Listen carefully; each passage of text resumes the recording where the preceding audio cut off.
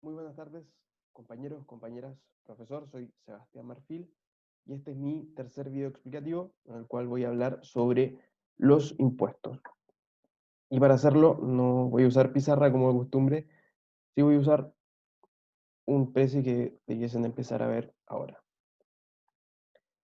Bueno, vamos a tener como introducción que los impuestos, al igual que, por ejemplo, las fijaciones de precios, son factores que afectan a la libre determinación del precio de equilibrio. Y en virtud de este impuesto, la cantidad que paga cada hogar, cada demandante o consumidor, como queramos verlo, va a ser distinta a la recibida por la empresa o productor. Generan, por tanto, estos impuestos una disminución en los excedentes tanto del productor como del consumidor y, por tanto, en la satisfacción general, digamos. Esta disminución en los excedentes de productor y de consumidor se traducen en una recaudación fiscal, por una parte, pero también por otra parte en una pérdida social irrecuperable, que se genera porque al gravar un mercado con un impuesto, se producen menos unidades del bien en cuestión y respecto de estas unidades que no se produjeron, no habrán transacciones y al haber menos transacciones, se genera la pérdida social irrecuperable. Las razones que existen para crear impuestos, entre otras, ¿no? Son, por ejemplo, razones políticas, como podría ser el objeto o el objetivo de redistribuir la riqueza. También el financiamiento del gasto público es una de las razones por las cuales se crean impuestos. Y por último, creación, o sea, perdón, corrección de defectos de mercado, como podría ser, por ejemplo, una externalidad negativa. Podemos ver en este cuadro un mercado al cual se le ha aplicado un impuesto. Vemos que la cantidad que se produce y demanda disminuye en razón de que sube el precio para el consumidor, pero disminuye para el productor.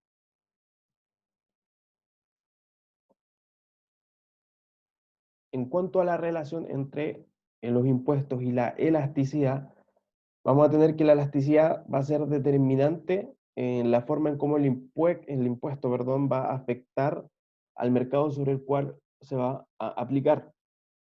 Ello porque la elasticidad de la oferta y de la demanda van a determinar qué tan grande es la pérdida social irrecuperable, también por tanto van a determinar qué tan grande será la recaudación fiscal y los excedentes de, o mejor dicho, la disminución de los excedentes de productor y consumidor.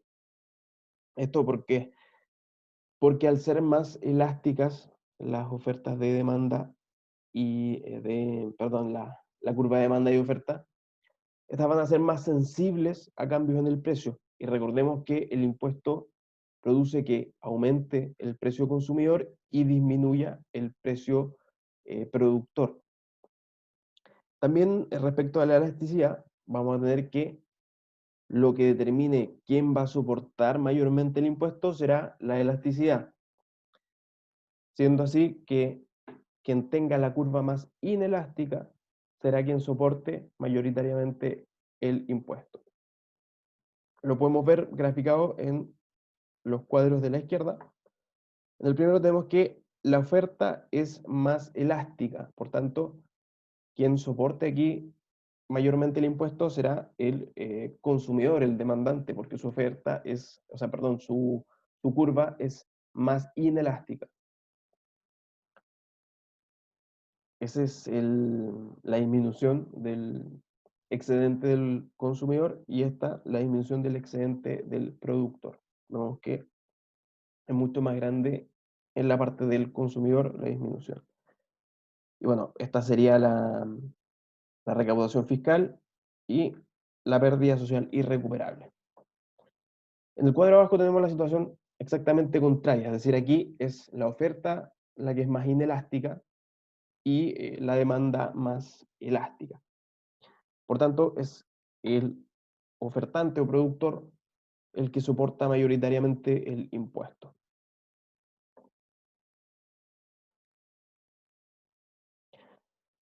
En cuanto a los impuestos y la recaudación fiscal, tenemos que la magnitud de la recaudación fiscal, contrario a lo que uno podría intuitivamente pensar, no es inversa, o sea, perdón, no es directamente proporcional a el tamaño del impuesto, digamos. Ello porque eh, pasando desde o aplicando un impuesto pequeño y haciéndolo crecer, a medida que el impuesto va creciendo con ello la recaudación fiscal, pero va creciendo cada vez menos, hasta que llega un punto, que es el punto de la cima de la curva de Laffer, en la cual seguir aumentando el impuesto va a generar una disminución de la recaudación fiscal, no un aumento. Y ello se genera porque cuando uno va aumentando un impuesto, va aumentando con ello la pérdida social irrecuperable. Y esta crece exponencialmente, hasta el punto en que empieza a crecer posteriormente sobre, por decirlo de alguna manera, sobre los ingresos o recaudación fiscal. Entonces, claro, cuando uno pasa desde un impuesto, entre comillas, medio a uno grande, crece más la pérdida social irrecuperable que los ingresos fiscales. Dicho todo esto en otros términos, a medida que va creciendo el impuesto, van disminuyendo los incentivos para producir y comprar bienes del mercado en cuestión y van también aumentando los incentivos para evadir el impuesto del mercado, o sea, el impuesto con el cual se ha grabado el mercado. Para graficarlo tenemos aquí el paso desde un impuesto pequeño a uno medio. Vemos que crece el ingreso fiscal, pero ya cuando se pasa a uno grande, el ingreso fiscal en realidad disminuye y crece la pérdida social irrecuperable. La curva de Laffer. Tenemos en el eje Y la recaudación fiscal y en el X dice tipo impositivo promedio, pero en realidad es igual si se pone el monto del impuesto, ¿no? A medida que crece el impuesto, va creciendo la recaudación fiscal, pero llega a un punto de la cima de la curva de Laffer en que ya seguir aumentando el impuesto no hace que crezca la recaudación fiscal, sino que por el contrario hace que ésta disminuya.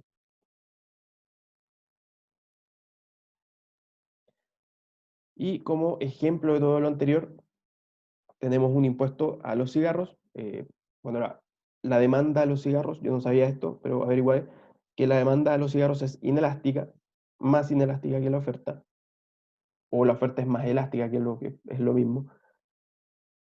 Y bueno, tenemos que al aplicar el impuesto disminuye la cantidad transada porque, bueno, sube el precio consumidor y baja el precio productor, lo que hace que disminuya la cantidad transada, se genera la pérdida social irrecuperable, se genera también una disminución del excedente consumidor, que es esta disminución de aquí, y una disminución del excedente productor. Lo de la pérdida social irrecuperable también es disminución del excedente, por si acaso.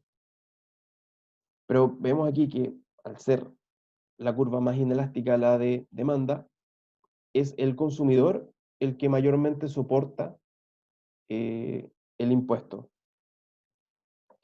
Por su parte, el productor también soporta una parte, pero es menor.